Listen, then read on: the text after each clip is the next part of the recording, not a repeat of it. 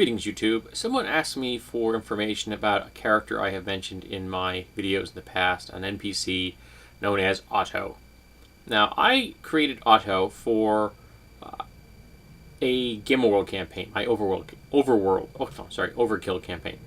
And he was the owner and operator of Otto's Oddities, a place where people would buy and sell old technology, weird, freaky things, whatever technology had been developed prior to the war or after the war, using the materials available to them because they lived on a world where metal was very rare.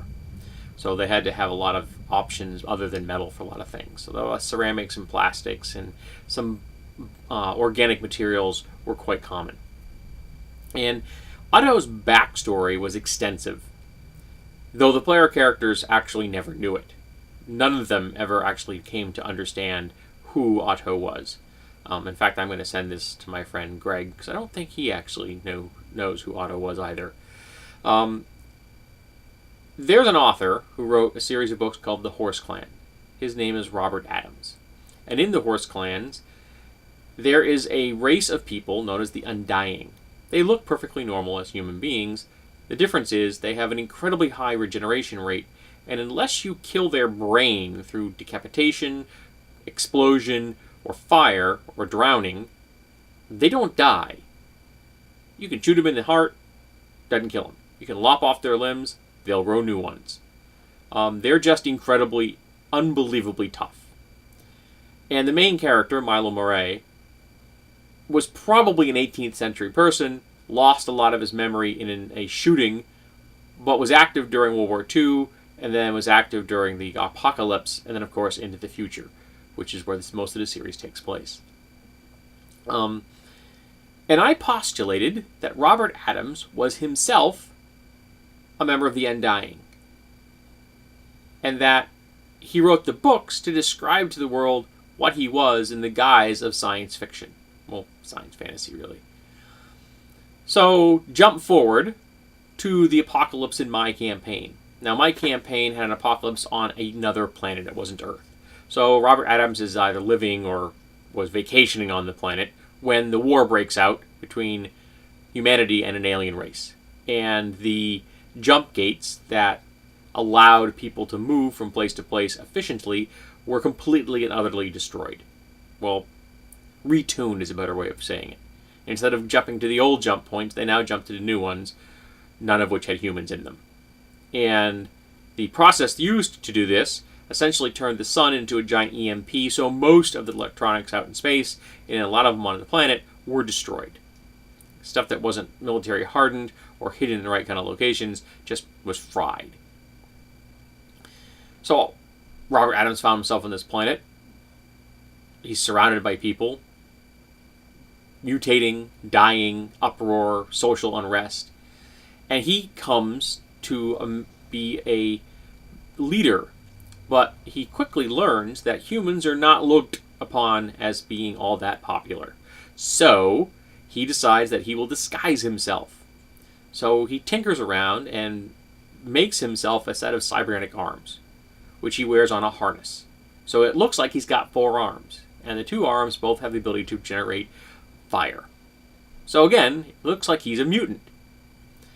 Under this guise, he helps to found the Free Range, which is the first democracy, or true democracy, to rise out of the ashes of the old world. Other democracies do eventually rise.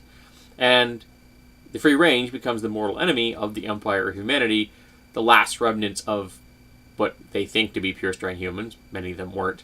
Many of them were ghost mutants. They appeared to be human. And you got the political conflict for the campaign. Now, eventually, he got to the point where he wanted to retire from presidents. I think he did 2 tours or 3 tours or something like that. 3 administrations. So he dies and drops off the face of the planet. Takes the arms off, walks away. Comes back a decade or so later as Otto and sets himself up in business. And stays there. And no one really bats an eye at the fact that Otto is there doing his thing, because he's just a businessman, no more, no less. But he's got his fingers in a whole lot of political pies. and he helps the player characters and nudges them along here and there to help them move them in manners that he thinks will benefit the world overall. So he is a power in the shadows. Alright, so that campaign eventually ends. And eventually I decided to start up a campaign where it was a second edition AD&D campaign. And once again, I pulled out Otto because he was handy. And I used him in the campaign as a motivation as someone that hired people occasionally or would buy and sell weird things. And he worked fairly well. He was a fairly minor role in that campaign. Then we jump into a 3rd edition campaign, which ran for, I don't know, almost 3 years, I guess. 2.5 years, I guess. I can't remember. And that one was set in Cormyr. No, sorry, it was set in Sembia. And I again made Otto the proprietor of Otto's Oddities, though I changed him slightly to make him appear different. He wasn't the same physical character. He was kind of a short, mousy guy who had started out as a rogue and moved into a little spell casting on the side. And eventually became the proprietor of Otto's Oddity. And while he was just a human in this campaign, he was no longer Robert Adams, I kept around the idea of this guy who owned a place where you could buy and sell weird things. And in this campaign, he acquired a lot of his weird things because he had found a gate, kind of like Stargate Gate. And he had moved into his basement, he moved it into a site and built a building on top of it, essentially. So it eventually ended up being in his basement. And the gate had no control. So you couldn't dictate where it looked, where it went. And it would change in a 14-minute cycle. So it would get cloudy, then it would clear up, and as soon as it got to be clear and you could see what you're looking at, you had 14 minutes until it would get cloudy again, closing the gate and leaving you forever wherever that was. And Otto began to spelunk through this gate. He would see what's going on, hop in, steal things blind, and then leave. And he actually rigged up a system where he had a animated skeleton that it was a lizard man who he had plated with mithril, and he had programmed it to follow some very specific commands. He had a timer set up, a magical timer that would blink at 13 minutes. And at 13 minutes, the essentially construct would pull a rope, at the end of which was Otto. So even if Otto was unconscious, there's a very good chance that he would get rescued. And it never failed. He always made it back. And so that's how Otto made money. And at one point, just for fun, I said that Otto found Fort Knox and stole it blind of gold. Something the government never mentioned, because how do you explain a robbery that got past all of their defenses? This gold just disappeared. So he had a lot of money. He had a lot of connections. And again, he was a mover and shaker, but to a lesser extent than he had been in the Overkill campaign. And the player characters never really knew totally about all his connections, but they eventually were revealed to him. He revealed to them, rather, his gate and showed it off and everything. And essentially, I had put this in there, partly because this is how Otto made his money, and secondly, because I wanted to give the player characters an out. As eventually I planned on bringing in the Dragonstar Empire from the Dragonstar Empire 3.5 space fantasy setting. And they were going to invade and essentially impose rulership upon the entire planet of Toril, Faerun. And I wanted them to have an out in the event they didn't want to fight the Empire. They wanted to escape with Otto. That's what Otto was going to do. He was going to bug out. And he'd been preparing for this day. He didn't know what was going to happen, but he was already set to go.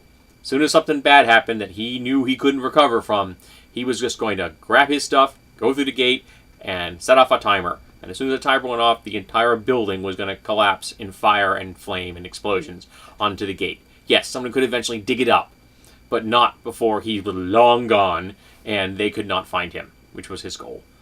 So I put this in there so they knew the gate existed. Otto would then be their out. And then they would go off and adventure somewhere else. The campaign imploded for a number of reasons before I ever got to that invasion stage, which is a pity because I really would have enjoyed invading them in that planet. The first thing I would have done was take out Waterdeep and what was the evil city in the Forgotten Realms? Red something or other, I can't remember what it was, but it was just two incredibly stereotypical tropes that I despise, and the first thing I was going to do was drop rocks on both of them from orbit, wiping them out, so that I would never have to deal with them again, because I thought both of them were just so trite. Never going to do that, though. Always wanted to. And I was going to shock the player characters when they realized that these stormtroopers were all orcs. They were probably not going to be happy about that fact when they discovered that all the stormtroopers that were working for the Empire were orcs. Not boding well for their particular survival rate, seeing as they were the bad guys in the campaign to a high degree. The orcs had played a pretty big part as being the opposition to the player characters. So that's Otto. Otto was a character I used multiple times as the proprietor of Otto's Oddities, a place where you could buy and sell weird things. Sometimes because the person had been around so long, they'd been really good at collecting and bargaining. Sometimes because he had an out and had a gate that allowed him to get new things. And if I ever have the need again, I will bring out Otto again. Otto was a fun character. I enjoyed him. He was he had a lot of detail. He had a lot of overall just entertaining encounters between the player characters in all the campaigns I used him in. So that's Otto. I hope that answers the question of the person that asked. I don't remember who that is at the moment. And I hope that you may be able to use Otto in your campaigns, or someone like Otto, taking a real-world person and use them in a science fiction post-apocalyptic game. Or just have an interesting character who owns a shop where characters can come buy and sell stuff, which is required in every game. Look at Skyrim. Good merchants are always in demand.